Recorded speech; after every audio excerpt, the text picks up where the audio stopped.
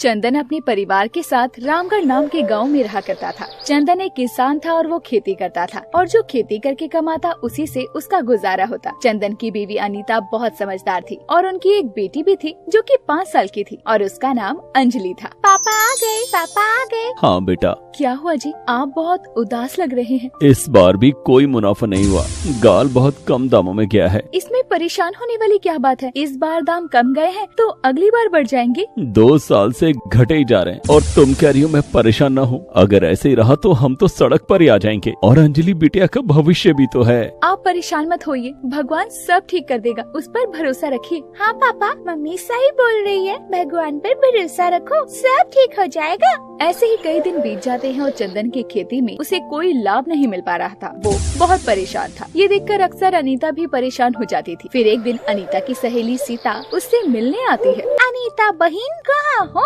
सीता, तुम इतने दिनों बाद कैसे आना हुआ? अरे बस तुम्हारी याद आ रही थी तो सोचा तो उसे मिलाऊं। अरे ये तो बहुत अच्छा किया, आओ बैठो। कैसी हो तुम, पहले ये बताओ। मैं तो ठीक हूँ, पर तुमने अपना क्या हाल बना रखा है। गरीबी के थपेड़े तुम्हारे मुँह पर अलग ही लगे हुए दिख रहे हैं। अरे क्या बताऊं सीता बहन, बहुत बुरा हाल है। चंदन जी को खेती में कोई लाभ नहीं हो रहा और लागत बहुत ज्यादा हो रही है। अब खेती में कोई लाभ नहीं हो रहा तो खेती छोड़ क्यों नहीं देती? ये क्या कह रही हो, खेती छोड़ देंगे तो करेंगे भी क्या ना? अरे काम तो बहुत है अनीता, एक बार खेती छोड़ो तो उसके बाद बहुत काम है करने के लिए। हाँ तुम सही कह रही हो, मैं बात करूंगी चंदन जी से। और तुम बताओ क्या खाओगी? अरे मैं तो तुम्हारे हाथ का चिकन सूप पीऊंगी। तुम्हें याद है ना तो कितना बढ़िया चिकन सूप बनाती हो। हाँ, मैं अभी बना कर आती हूँ, तुम बैठो। अनीता किचन में जाकर सूप बना कर लाती है।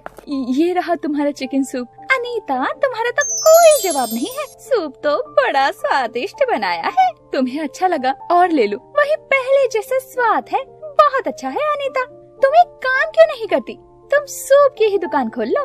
तुम इतना स्वादिष्ट सूप बनाती हो, लोगों को बहुत पसंद आएगा। उसके लिए भी तो पैसे की जरूरत होगी ना सीता।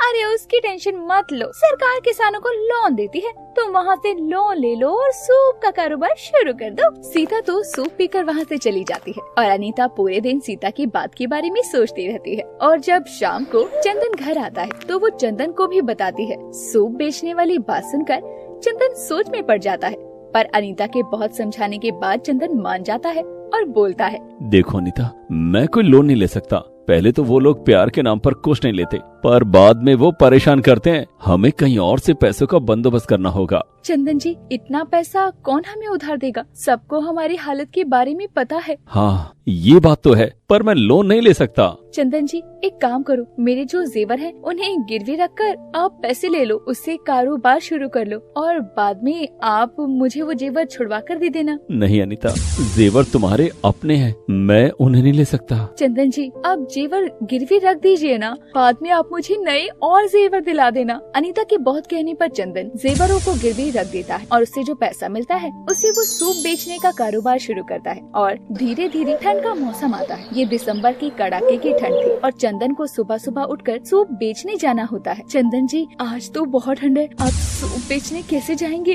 अनीता भगवान से प्रार्थना करना, आज सूप बेचने का पहला दिन है। ठंड है तो क्या हुआ, जाना तो पड़ेगा ही। ऐसा कहकर चंदन सूप लेकर घर से निकल जाता है और गली गली सूप बेचता है। सूप ले लो, सूप ले लो, 10 रुपए प्लेट, सूप ले लो। चंदन गली गली सूप बेचने तो जाता है, पर उसका एक प्लेट भी सूप नहीं बिकता और वो मायूस होकर ठंड में सिकुड़ता हुआ घर आ जाता है। अनीता, अंजलि, कहाँ हो तुम दोनों? चंदन जी आप आ गए, क्या हुआ, आप मायूस क्यों लग रहे हैं? पापा मेरे लिए सूप लेकर आए हो ना? हाँ बेटा, बहुत सूप है, जाओ जाकर खा लो। क्या हुआ जी, सूप बिका नहीं? अनीता आज एक प्लेट भी सूप नहीं बिका, अगर ऐसे ही रहा तो क्या होगा? आप परेशान मत होइए, आज तो आपका पहला दिन था ना, इसीलिए आप फिर से कल से जाना, देखना सूप जरूर बिकेगा। मुझे तो डर लग रहा है कहीं हमारे पैसे न डूब जाएं। ऐसा मत बोलिए, आप कोशिश करेंगे तो भगवान हमारा साथ जरूर देगा। पापा आप कल फिर से जाना,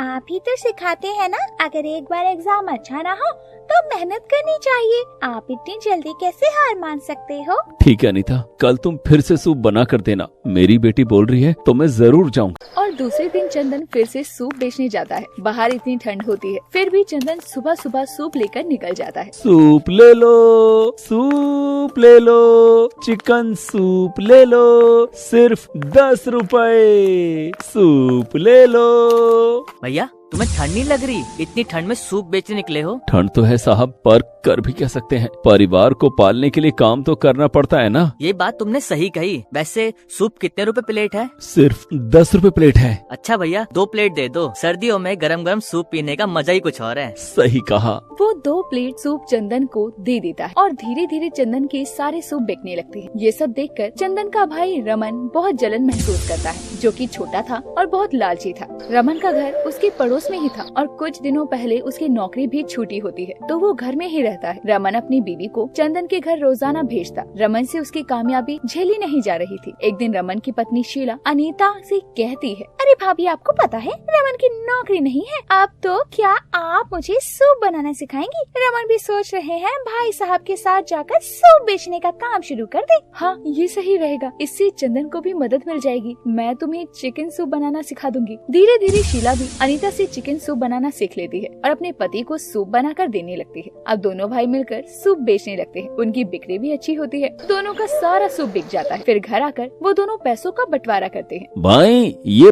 पैसे तो बहुत कम है, मैंने सारे पैसे आगे किए तुम्हारे सामने ही। भाई आपको चिकन सूप महंगा करना होगा, ऐसे तो हमारी कोई बचत ही नहीं होगी। नहीं नहीं ऐसी सही है, मैं ज्यादा लालच नहीं करता। ऐसा कहकर चंदन तो वहाँ से चला जाता है, पर रमन को वो पैसे देखकर अच्छा नहीं लगता और वो सोचता है कि इतना महंगा तो हमें चिकन मिलता है और उसमें भी भैया सिर्फ 10 रुपए प्लेट बेचते हैं। अब से वो अलग बेचने जाएगा और वो एक तरकीब लगाता है। वो सूप में चिकन की जगह कौवे का मीट इस्तेमाल करता है और चंदन से सस्ता सूप बेचने लगता है। सूप ले लो 8 रुपए प्लेट, सूप ले लो 8 रुपए प्लेट। 8 रुपए प्लेट सुनकर सारे कस्टमर रमन से ही सूप लेकर पीने लगते हैं और आज चंदन का एक प्लेट भी सूप नहीं बिकता और चंदन परेशान होकर घर आता है। आज भी आपकी एक भी प्लेट नहीं बिकी। तुम्हें पता है रमन 8 रुपए प्लेट बेच रहा है और कम दाम सुनकर सारे कस्टमर रमन से ही सूप लेते हैं। पर इतना सस्ता सूप कैसे बेच सकते हैं रमन भैया? चिकन भी तो लाना होता है,